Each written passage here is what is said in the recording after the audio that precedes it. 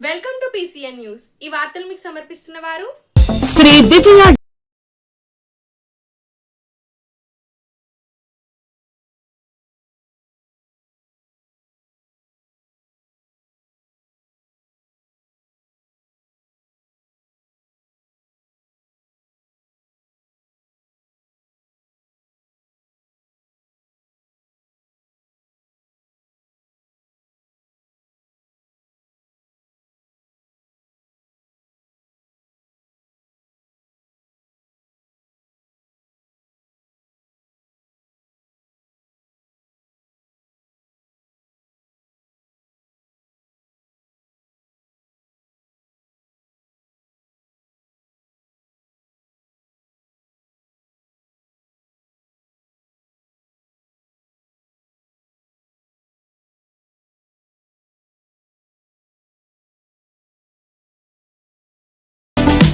Veligonda project టన్నెల్లోని lining పనులు అధికారులతో సమీక్ష సమావేశం తర్వాత ఏర్పాటు చేసిన మీడియా సమావేశంలో మాట్లాడడం జరిగింది.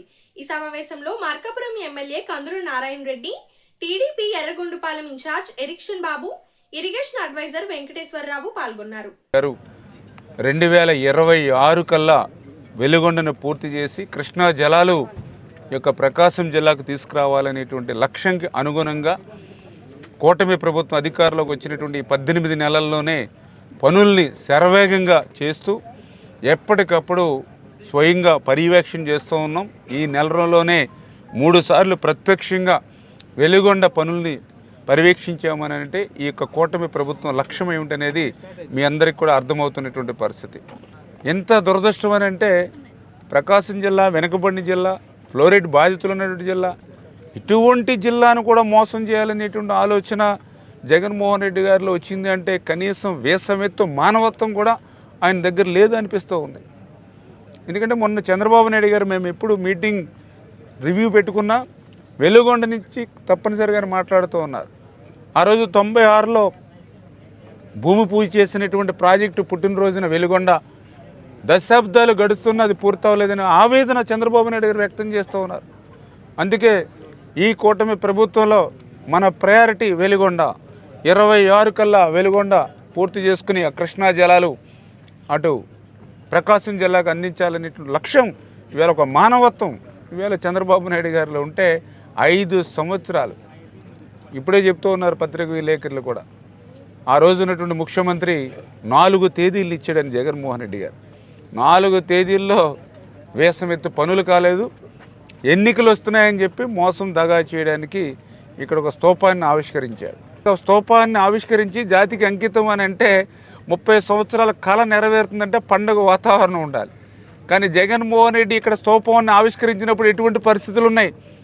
జిల్లా అంతా 144 సెక్షన్ పెట్టారు, 30 యాక్ట్ పెట్టారు, ముందస్తు అరెస్టులు పెట్టారు, హౌస్ అరెస్టులు పెట్టారు. ఏ నిర్వాసితుడు గుమ్మం దాటి రోడ్డు మీదకి వస్తాక లేనిటువంటి పరిస్థితి.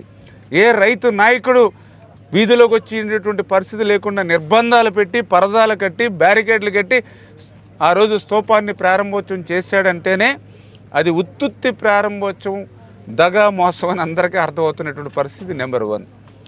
రెండవది జగన్మోహన్ రెడ్డి యొక్క మోసం దగా అని నేను చెప్పట్లా, స్వయంగా వాళ్ళ వైసీపీ ఎమ్మెల్యేలే చెప్తూ ఉన్నారు. ఈరోజు మొన్న మా బడ్జెట్ అయిన తర్వాత ఇంకా వెలుగొండకి 3,000, 4,000 కోట్ల రూపాయలు కేటాయించాలి, కానీ ఆ మాదిరిగా బడ్జెట్లో కేటాయింపులు లేవు అని వైఎస్ఆర్సీపీ నాయకులు మాట్లాడుతూ ఉన్నారని అంటే జగన్మోహన్ రెడ్డి ఆ రోజు పూర్తి చేయలేదు, అది ఉత్తుత్తి ప్రారంభోత్సవం, అది దగా మోసం అని వైసీపీ ఎమ్మెల్యేలే ఒప్పుకున్నట్టు. ఎందుకంటే అది పూర్తి అయిపోయినట్టయితే వెలుగొండ జాతికి అంకితం చేసేస్తే ఇంక మళ్ళీ బడ్జెట్లో నిధులు కావాలని వైసీపీ ఎమ్మెల్యేలు ఎట్లా కోరుతారు? పూర్తయిపోయినటువంటి ప్రాజెక్టుకి బడ్జెట్ ఎందుకు? ఈవేళ వెలుగొండ కళ నెరవేరుతూ ఉంటే అభినందించకపోయినా పర్లా, విమర్శించకుండా ఉండవలసినటువంటి అవసరం ఉన్నా కూడా ఈవేళ ఏది ఆవు చేలో మేస్తే దూడ గట్టును మేదంటారు.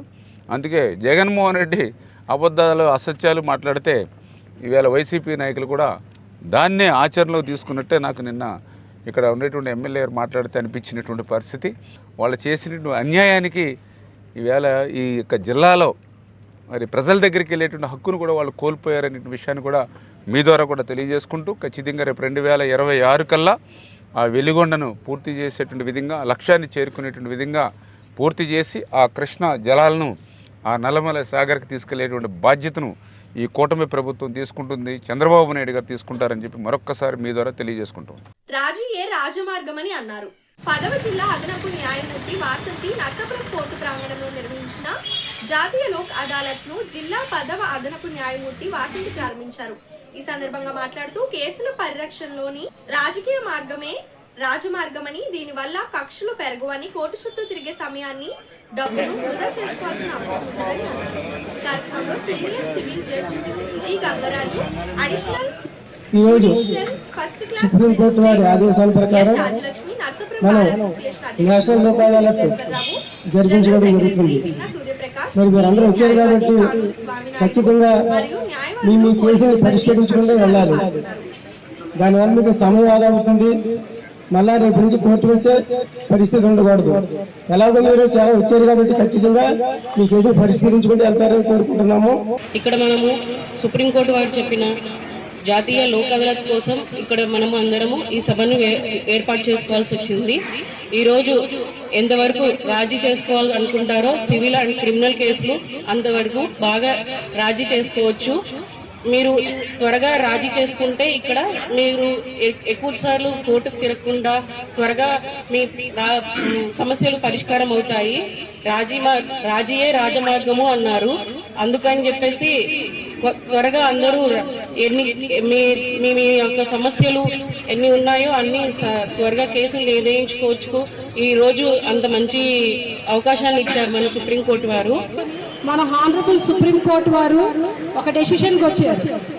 ఈ జాతీయ లోక్ అదాలత్ అనేది ఒకటి ప్రజల మధ్యలోకి తీసుకువెళ్తే ఈ లోక్ అదాలత్ ద్వారా సత్వర న్యాయం మనం వెంటనే ఇవ్వచ్చు.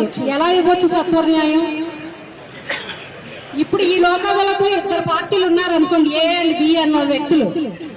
వాళ్ళిద్దరు ఏదైతే కేసు నడుస్తుందో వాళ్ళ మధ్య ఆ కేసుని అక్కడికక్కడే పరిష్కరించుకొని, ఇప్పుడు ఫర్ ఎగ్జాంపుల్ ఒక మనీ సూట్ ఉందనుకోండి, 1 లక్ష రూపాయలు రికవరీ కోసం వేశారు ఏ అనే వ్యక్తి బి అనే వ్యక్తి మీద. ఆ 1 లక్ష రూపాయలు రికవరీ కోసం వేసినప్పుడు యాక్చువల్గా ఈయన తీసుకున్న సొమ్ము అయితే 50,000 ఉండొచ్చు, కానీ డబుల్ అమౌంట్ కేసు ఉండొచ్చు. అది కోర్టు డిసైడ్ చేసేటప్పుడు కొన్ని సంవత్సరాలు అవుతుంది. కానీ వాళ్ళిద్దరూ కూర్చొని మాట్లాడుకొని అడ్వకేట్ సమక్షంలో కానీ, వాళ్ళ పెద్దల సమక్షంలో కానీ, లేదంటే మాకు ఇక్కడ మీడియేటర్స్ ఉన్నారు వాళ్ళ సమక్షంలో కానీ మాట్లాడుకొని తేల్చుకుంటే కనుక ఆ 1 లక్ష రూపాయల కేసుని ఒక 50,000 అసలు అనుకుంటే ఒక 10,000 వడ్డీతో కలుపుకుంటే 60,000కే సెటిల్ అయిపోతుంది. అప్పుడు ఏమవుతుంది? 2 పార్టీలు కలిసి ఒక అంగీకారానికి వచ్చినట్టే కదా. ఏబి ఇద్దరు కలిపి ఎప్పుడైతే అంగీకరించి ఆ డిస్ప్యూట్ సెటిల్ చేసుకోవాలనుకున్నారో ఇంకా భవిష్యత్తులో ముందుకు వెళ్ళే అవకాశం ఉంటుందా? డిస్ట్రిక్ట్ కోర్టు దగ్గరికి వెళ్ళడం కానీ, ఆనరబుల్ హైకోర్టు వారిని కానీ, ఆనరబుల్ సుప్రీంకోర్టు వారిని కానీ ఆశ్రయించే అవకాశం ఆ పార్టీలకు వస్తుందా? రాదు కదా. అంటే ఇంకా అక్కడి నుంచి ఆ తగాదా అనేది క్లోజ్ అయిపోతుంది, ఎండ్ అయిపోతుంది. లేదు అంటే మీరు రెగ్యులర్ కోర్టులో చేసుకుంటే అప్పీల్ మీద అప్పీలు, సెకండ్ అప్పీలు అలా అనుకుంటూనే వెళ్తుంది. ఫస్ట్ అప్పీలు, సెకండ్ అప్పీలు, ఎక్కడ ఒక ఎండ్ అనేది ఉండదు. బట్ ఇక్కడ ఏం జరుగుతుంది? మీరు 10 సంవత్సరాల తర్వాత అందుకునే ఫలాల్ని 1 ఇయర్ లోపు కూడా అందుకోవచ్చు. పైగా అప్పీల్ అనే ఒక క్వశ్చనే రాదు ఇక్కడ. అర్థమవుతుందా? సో అందుకని చెప్పేసి మిమ్మల్ని అందరినీ రిక్వెస్ట్ చేసేది ఏంటంటే, మీరు ఈ జాతీయ లోక్ అదాలత్ ఎందుకు పెట్టబడింది, దీని వెనక ఉన్న ముఖ్య ఉద్దేశం ఏంటి అనేది మీరు ఒక్కసారి అర్థం చేసుకుంటే కనుక మీరు ఖచ్చితంగా సెటిల్ చేసుకుంటారు మీ మ్యాటర్ని.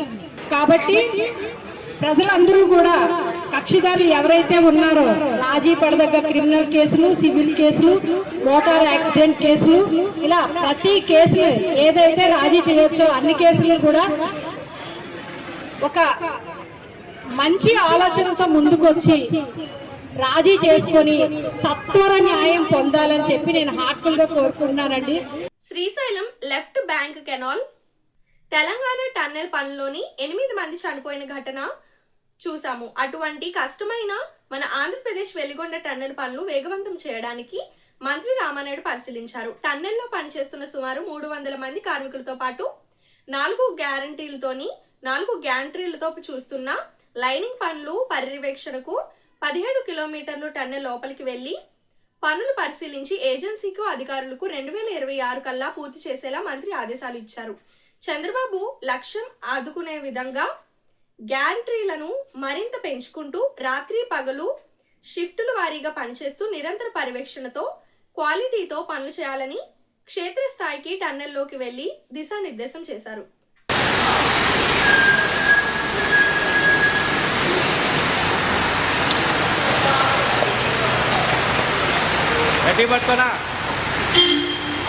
దాదా బండ్రా బండ్రాని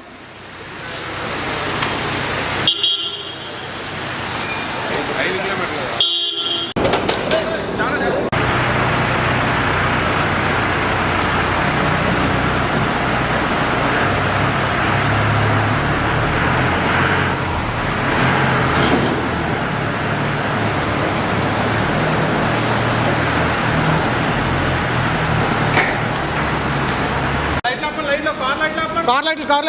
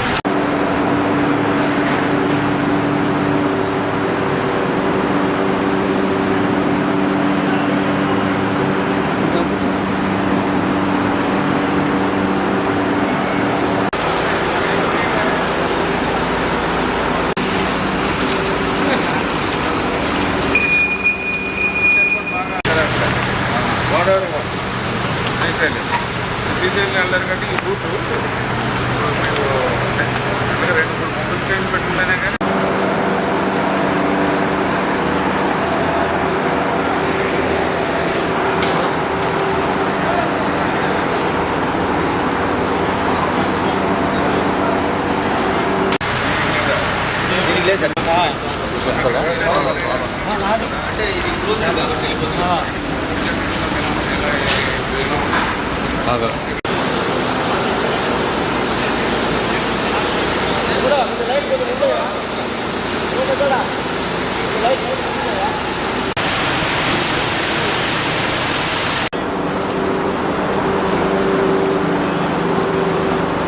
అన్నా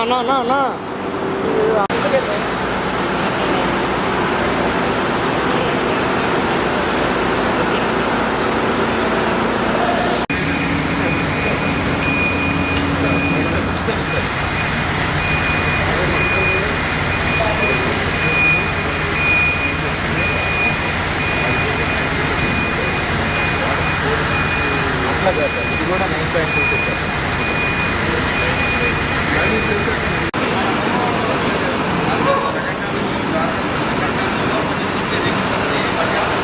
మీరు రావాలన్నా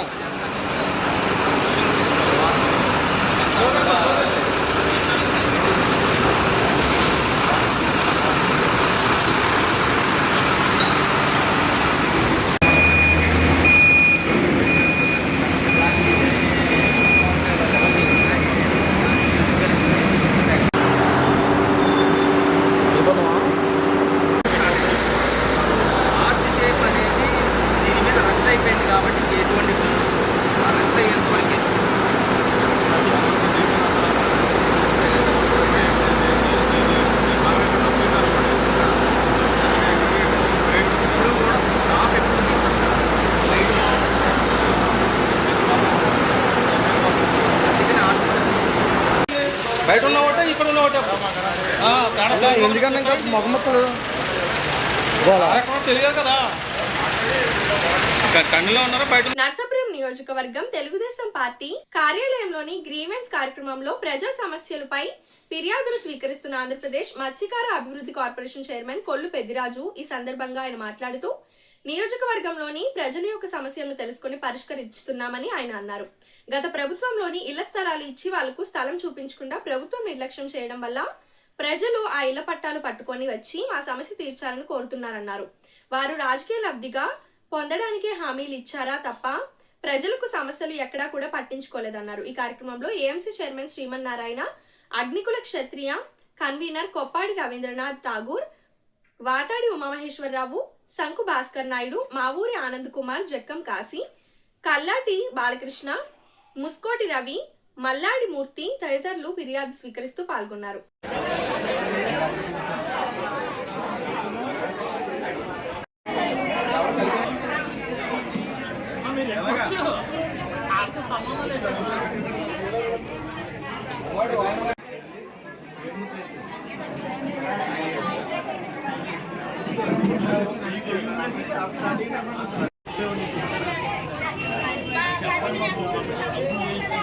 గౌరవనీయులు శ్రీ రాష్ట్ర ముఖ్యమంత్రి వర్యులు శ్రీ నారా చంద్రబాబు నాయుడు గారి ఆదేశానుసారం, అలాగే నర్సాపురం నియోజకవర్గ తెలుగుదేశం పార్టీ ఇన్ఛార్జ్ ఆదేశం మేరకు ఈ రోజున నర్సాపురం నియోజకవర్గంలో గ్రీవెన్స్ ప్రతి శుక్రవారం గ్రీవెన్స్ కార్యక్రమం నిర్వహిస్తున్నాం.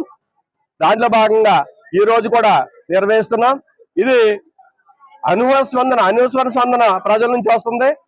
దీనికి కారణం ఆ రోజున మాజీ ముఖ్యమంత్రి వైఎస్ఆర్ పార్టీ అధినేత జగన్ చేసిన ఒక నిరంకుశ పాలన వల్ల ఈ రోజు ఈ పరిస్థితి ఏర్పడింది. ఈ దాదాపుగా 3000 అప్లికేషన్లు ఇవాళ రావడం జరిగింది. ఎక్కడైతే మారుమూల గ్రామంలో లోతట్టు ప్రాంతంలో ఏదైతే ఇళ్ల స్థలాలు ఇచ్చారో అదంతా కూడా అది పూడ్చి ఇవ్వనందున ఈ వేళంతా కూడా ప్రజలందరూ వచ్చి మాకు అక్కడ పూడ్చి స్థలం చూపించాలి, లేదా మాకు ఎక్కడన్నా మంచి స్థలంలో మాకు ఇళ్ల స్థలాలు ఇవ్వాలని ఇదిగా 3000 మంది అప్లికేషన్ ఇవ్వడం జరిగింది. దీనికి ఆ రోజున జగన్ పార్టీ అంటే వైఎస్ఆర్ పార్టీ చేసిన నిర్వాహకం ప్రజల సొమ్మంతా దోచేసి ఇవాళ ప్రజలకి అందుబాటులో లేకుండా స్థలాలు ఇవ్వటమే దానికి నిదర్శనం. దానితో పాటు ఇవాళ జిల్లా కేంద్రం కూడా మాకు ఇక్కడ నర్సాపురం కావాలని కొంతమంది జేఏసీ నాయకులు వచ్చి మాకు కూడా రిప్రజెంట్ ఇచ్చారు. మేము కూడా ఇది చంద్రబాబు నాయుడు గారి దృష్టికి తీసుకెళ్లి, అలాగే ఈ ఏదైతే ఇళ్ల స్థలాలు కానీ ఈ కార్యక్రమం ఉందో చంద్రబాబు నాయుడు గారి దృష్టికి తీసుకెళ్లి అందరికీ కూడా న్యాయం జరిగేలా చూస్తామని మీ అందరి ముందు మేము సెలవు తీసుకుంటున్నాం.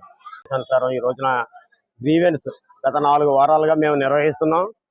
దీనికి ప్రజల నుంచి మంచి స్పందన కనపడుతుంది. ఎందుకంటే గత వైసీపీ ప్రభుత్వం ఏదైతే తప్పిదాలు చేసిందో, ఏదైతే వాళ్ళకి పట్టాలు ఇచ్చి స్థలం చూపించకుండా ఓటు బ్యాంక్ రాజకీయం చేసిందో వాటన్నిటికీ కూడా తిప్పి కొట్టాలనే ఉద్దేశంతో ఈ రోజున ఈ కార్యక్రమం మేము చేస్తున్నాం. ఎందుకంటే వాళ్ళకి ఇంటి పట్టాలు ఇచ్చేసారు, ఓట్లు వేయించుకున్నారు, కానీ స్థలం అంటూ చూపించలేదు.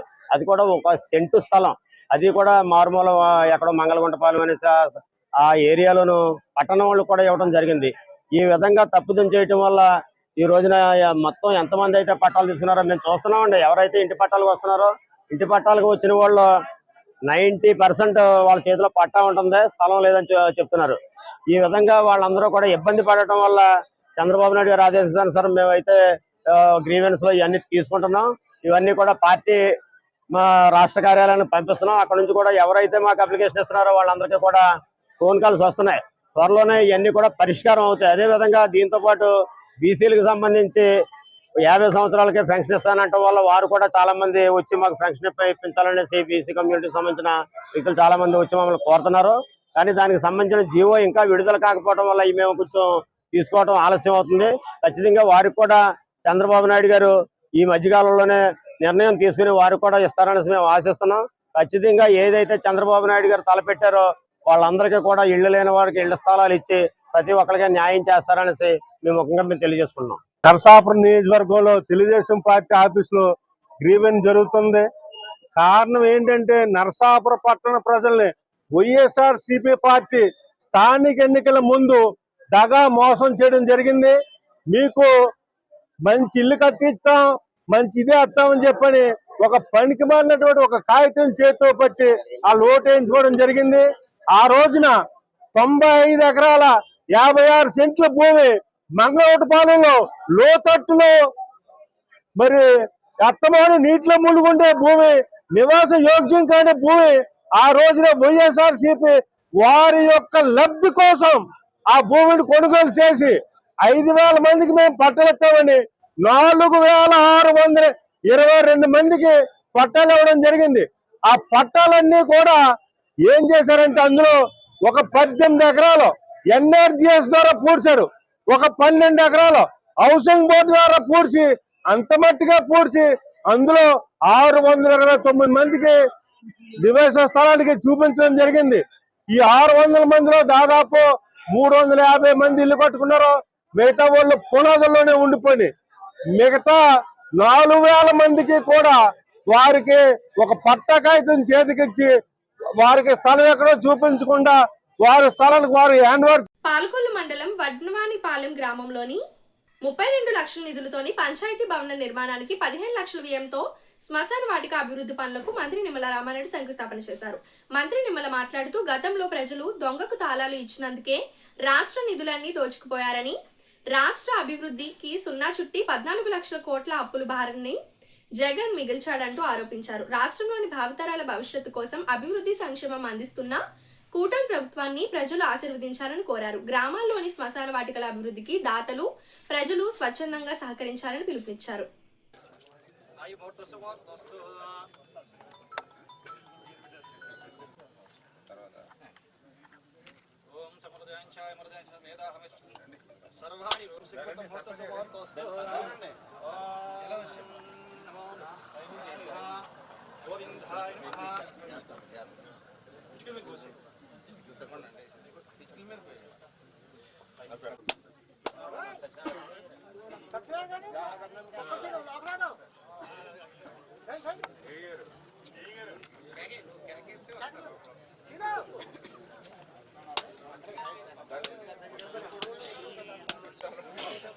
అవకాశం ఉన్నంతవరకు అంటే డబ్బులు లేకపోతే ఓఎన్జీసీ గవర్నమెంట్ అది కాదు, ఓఎన్జీసీ వాళ్ళని అడిగి మనం తెచ్చాం.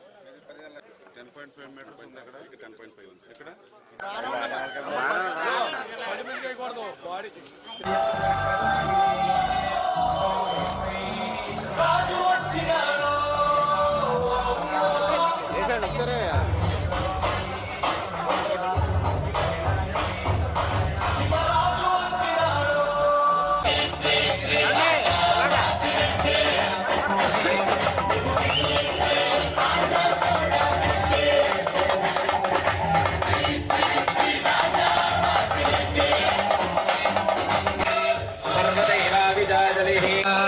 तस्मै देवा अधिप्रवन् अयं च ब्रह्मणस्पतिः विनामश्रवस्तमं ज्येष्ठराजं ब्रह्मणां ब्रह्मणस्पदान शृण्वन्नोतभिस्सेदसादनं प्रणो देवी सरस्वती वाजे भ्रवाजिनीयुते धीनामभिप्रियवतो गुरुब्रह्मा गुरुर्विष्णुर्गुरुर्देवो महेश्वरः.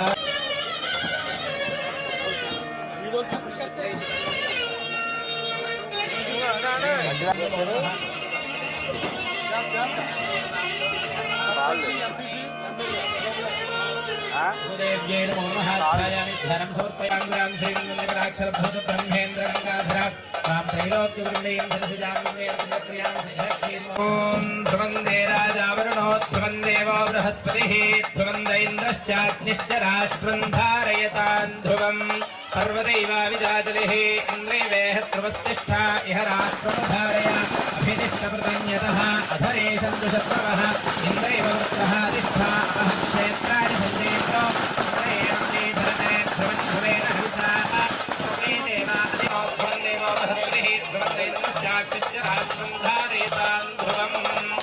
ॐ नमो भगवन् विश्वेश्वराय महादेवाय त्र्यम्बकाय त्रिक्रान्तकाय त्रिकालाय कालाग्निरुद्राय भ्रातृक्तिं भ्रातरीन्द्रगुं भवामहे भूमिर्भूम्नारयतान् ध्रुवम्.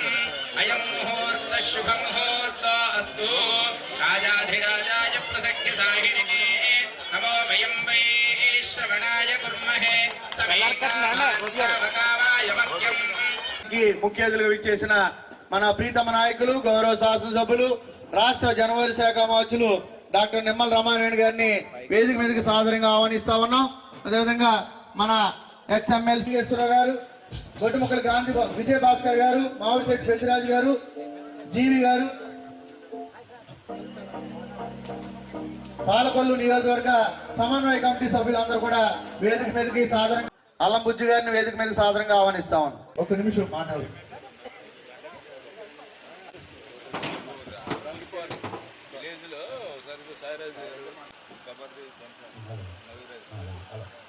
ఈ కార్యక్రమం ఉద్దేశించి మన సత్యసాయిరాజు గారిని మాట్లాడుతూ కోరుతాం.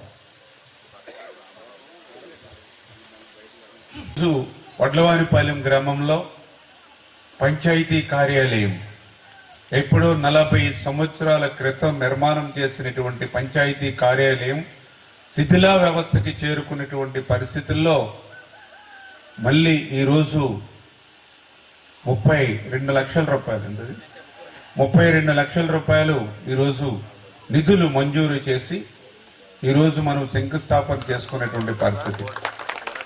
అదేవిధంగా ఈ వడ్లవానిపాలెం గ్రామానికి సంబంధించి పెచ్చేటివారిపాలెం బీసీల సోదరుల శ్మశాన వాటిక గతం నుంచి కూడా ఏదో రోడ్డు పక్కన ఎండకి వానకి తడుస్తూ చేసుకున్నటువంటి పరిస్థితుల్లో ఆ శ్మశాన వాటిక గురించి అడిగితే రాష్ట్ర ప్రభుత్వం ఆర్థిక పరమైన ఇబ్బందుల దృష్ట్యా ఓఎన్జీసీ నుంచి సిఎస్ఆర్ ఫండ్స్ తీసుకుని 15 లక్షల రూపాయలు ఈరోజు ఓఎన్జీసీ ద్వారా, అదేవిధంగా దానికి గ్రామం నుంచి కూడా కొంత ఇప్పుడే సాయిరాజు గారు కూడా చెప్పడం జరిగింది, కొంత మన నుంచి కూడా సపోర్ట్ చేసుకుంటే ఆ యొక్క పెచ్చేటిపాలెనికి సంబంధించి ఆ శ్మశాన వాటికను కూడా మనం రూపుదిద్దుకుని ఒక పార్కు మాదిరిగా చేయాలనేటువంటి ఆలోచన.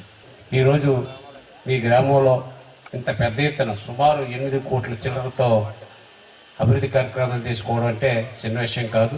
నిజంటే ఒక 2000 జనాభా కూడా లేని విలేజ్లో ఇంత పెద్ద ఎత్తున మన రామానాయుడు గారు మంత్రిగా ఉండడం వల్ల ఇన్ని అభివృద్ధి కార్యక్రమాలు, ప్రధానంగా సచివాలయం గ్రామ పంచాయతీకి 32 లక్షలు అనేది, అలాగే ఈవేళ మన శ్మశాన వాటిక కూడా శంకుస్థాపన చేసుకున్నాం. ఈ 2 కార్యక్రమాలు కూడా చాలా ఇంపార్టెంట్ విలేజ్కి. మరి ఈ కార్యక్రమంలో ఈ సెక్రటేరియట్ అనేది మన పంచాయతీ అనేది ఇదివరకే నిర్మాణం చేయాలి, కానీ ఇప్పుడు లేట్ అయింది. ఏదేమైనా ఒక మంచి భవనం పరిపాలన, ఈ విలేజ్కి పరిపాలన భవనం అనేది అవసరం కనుక ఇప్పుడు మా కాపురం 30-40 లక్షలతో కట్టాం. ఎండిఓ ఆఫీస్ ఎలా ఉంటుందో అలా ఉంటుంది సచివాలయం. అంచేత ఈరోజు ఇది భవిష్యత్తులో ఇంకో 10 లక్షలు పెంచుకుంటే సాయి గారి రికమెండేషన్తో ఇంకా ఇతర పెద్దలకు పాల్గొన్న మహిళలకు ముందుగా ఒక అభివృద్ధియే తన ధ్యేయంగా, ప్రజల క్షేమమే లక్ష్యంగా రాజకీయాల్లో అడుగుపెట్టి 2005లోనే శాసనసభ్యునిగా ప్రారంభం కాకముందు ధర్మారావు ఫౌండేషన్ అని ఎన్నో సామాజిక సేవా కార్యక్రమాలు నిర్వహించి రాజకీయం ప్రవేశించిన నాటి నుంచి కూడా నిత్యం ప్రజలు నియోజకవర్గ అభివృద్ధి ధ్యేయంగా పనిచేస్తున్న రామానాయుడు గారు ఇప్పుడు ఈరోజు కార్యక్రమాలు గురించి చెప్పాలంటే ప్రభుత్వమే నిధులు ఇవ్వాలి. మన రాష్ట్రాన్ని వైఎస్ఆర్ కాంగ్రెస్ పార్టీ అప్పటి ముఖ్యమంత్రి జగన్మోహన్ రెడ్డి పరిపాలన మనం చూసాం. ఆయన పరిపాలన అయ్యే నాటికి మన ఆంధ్రప్రదేశ్ 14 లక్షల కోట్లు అప్పులు భారం పెట్టి వెళ్ళిపోయారు. అంతేకాదు ప్రభుత్వంలో అన్ని శాఖల్లో కూడా మరి వేలాది కోట్లు అప్పులు పెట్టి వెళ్ళిపోయారు. మీ అందరి ఆశీస్సులతో బీజేపీ, తెలుగుదేశం, జనసేన కూటమి ప్రభుత్వాలు కేంద్రంలో రాష్ట్రంలో ఏర్పడ్డాయి. మరి ప్రధాని నరేంద్ర మోడీ గారు మార్గదర్శకత్వంలో ఆంధ్రప్రదేశ్లో మరి రాష్ట్రం కామధేనువు కల్పవృక్షంగా కోరిన కోరికలు తీర్చే అష్టైశ్వర్యాలు, ఆయుర ఆరోగ్యాలు అనుగ్రహించే వ్రతం అనకాష్టమి వ్రతం ప్రతి సంవత్సరం మార్గశిర మాసం బహుళ అష్టమి రోజున ప్రధాన అనగాష్టమిగా మైసూరు దత్తపీఠం ఆధ్వర్యంలో ప్రపంచవ్యాప్తంగా నిర్వహించడం జరుగుతుంది. అందులో భాగంగా మన పాలకొల్లు మఠం వీధిలోని బంగారు విశ్వనాథం గారి సత్రంలో శ్రీ దత్త జ్ఞాన బోధ సభ పాలకొల్లు ట్రస్ట్ ఆధ్వర్యంలో అనగాష్టమి వ్రతాలు ఘనంగా నిర్వహించారు. ప్రార్థన నమస్కారాన్ సమర్పయామి. నెమ్మది నమస్కారం చేసుకోండి. అది 2 అక్షరాలు చేతితో పట్టుకొని అందరూ కూడా కథ ప్రారంభమవుతుంది. మూలాధారే స్థితోషి నిత్యం త్వం శక్తిత్రయాత్మకః త్వాం యోగినోధ్యాయం నిత్యం త్వం బ్రహ్మాత్మం విష్ణుస్త్వం రుద్రస్త్వం ఇంద్రస్త్వం అగ్నిస్త్వం నాయస్త్వం సూర్యస్త్వం చంద్రమాస్త్వం బ్రహ్మభోద్భవస్సు వరోగ్నాదీం పూర్వముచ్ఛార్య వర్ణాదీం తదనంతరం అనుస్వారప్రదనః అభ్యేంద్రశరంతారేణ రుద్ధం ఏకతమనస్వరూపం గకారపూర్వరూపం గకారోమధ్యమరూపం అనుస్వారశ్చాంత్యరూపం బిందురుద్దరూపం నాదసంధానం సంహితా వృద్ధిః సైషా గణేశ విద్యాగణేశః విశద్గాయత్రీ ఛందః గణపతిర్దేవతా ఓం గం గణపతే నమః ఏకదంతాయ విద్మహే వక్రతుండాయ ధీమహి తన్నో దంతి ప్రచోదయాత్ ఏకదంతం చతుర్హస్తం మాశం కుశధారిణం రదంచవరం హస్తే విష్వారం మోషిగద్ధం రక్తం లంబోదరం సూర్పగటకం రక్తవాసరం రక్తయుద్ధానుత్తాంగం రక్తపుష్పై సుపూజితం భక్తానుకుంభినం దేవం జగద్గానముచ్యుతం ఆవిర్భూతం జగజ్జాతో ప్రకృతే పురుషాత్పరం ఏవం ధ్యాయతి సయోగి యోగినాం వదః నమో ప్రాప్తే నమో గణపతే నమో ప్రమథమే నమస్తే నమో. ఇటీవల ప్రమాదానికి గురై ఫిజియోథెరపీ వైద్య చికిత్స చేయించుకుంటున్న పాలకొల్లు చాంబర్స్ కళాశాలకు చెందిన పేద డిగ్రీ విద్యార్థిని నల్లా లీలా సాయిలక్ష్మి 10,000 రూపాయలు, అదే కళాశాలలోని ఇంటర్మీడియట్ 2వ సంవత్సరం చదువుతున్న పేద విద్యార్థిని పోతాబత్తుల కీర్తనకు ఫీజు నిమిత్తం 6,000 రూపాయలను వాకర్స్ క్లబ్ పాలకొల్లు సమకూర్చగా అధ్యక్షుడు తటవర్తి సుధాకర్ రావు వాటిని ఆ విద్యార్థులకు శుక్రవారం అందించారు. ఈ సందర్భంగా ఆయన మాట్లాడుతూ ఎన్ని అవాంతరాలు ఎదురైనా వాటిని అధిగమించి అమ్మాయిలు చదువులో ముందుకు సాగాలని కోరారు. కార్యక్రమంలో క్లబ్ కార్యదర్శి షేక్ పీర్ సాహిబ్, ఉపాధ్యక్షుడు మాన బసవరాజు, కోశాధికారి పోతుల ఉమాశంకర్రావు, జవ్వాజి కళ్యాణ్, గుడాల హరిబాబు, బాసిన సత్యనారాయణ, వట్టం గణేష్, బాసిన గుణేశ్వరరావు, మానెం శ్రీనివాస్ తదితరులు పాల్గొన్నారు.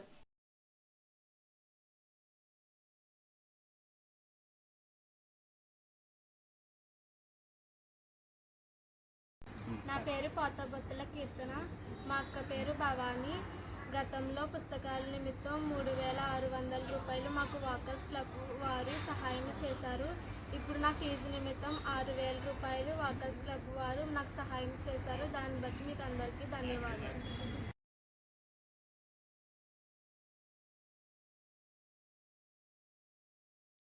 పేదవాడి ఆకలి తీర్చాలనే ఉద్దేశంతో గవర్నమెంట్ హాస్పిటల్ వద్ద జలవనరుల శాఖ మంత్రి నిమ్మల రామారెడ్డి తండ్రి ధర్మారావు పేరుతో ఏర్పాటు చేసిన ఫౌండేషన్ ఆధ్వర్యంలో అన్న క్యాంటీన్ 1815వ రోజు కీర్తిశేషులు దేవల్ల వెంకటరామారావు జ్ఞాపకార్థం సందర్భంగా వారి భార్య రాజ్యలక్ష్మి జిన్నూరు గ్రామం వారి కుటుంబ సభ్యుల సహకారంతో అన్నదాన కార్యక్రమం నిర్వహించడం అభినందనీయమని ఫౌండేషన్ సభ్యులు తెలిపారు.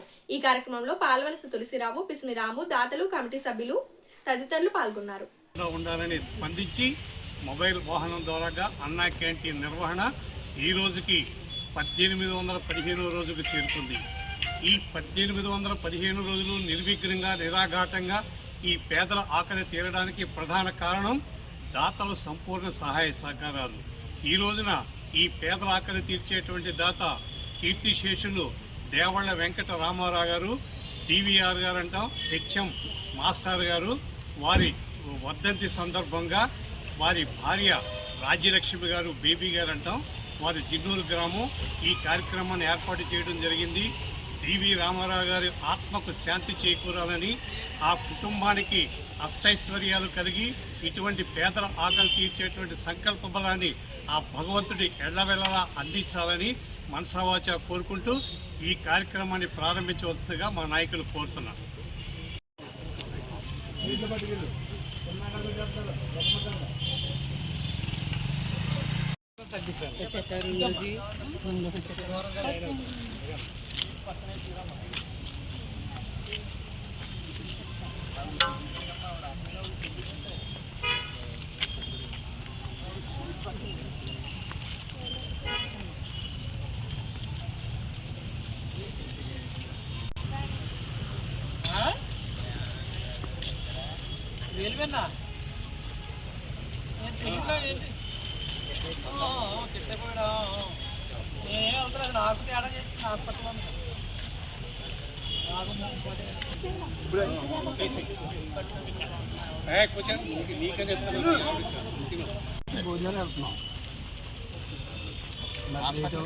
బాబ్జీగర్ హాస్పిటల్ అని అడగండి. బాబ్జీగర్ హాస్పిటల్ చెప్పండి.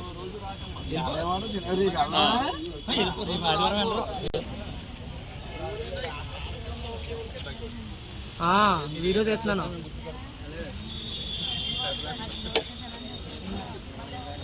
కరెక్ట్గా ఎక్కడ ఉన్నావు? సరే సరే.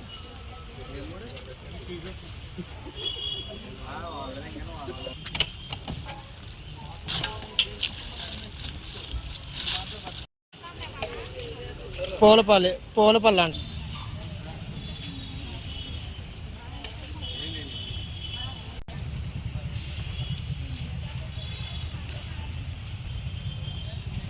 ఈ వార్తలు ఇంతటితో సమాప్తం. తిరిగి రేపు కలుసుకుందాం. అంతవరకు సెలవు. నమస్కారం.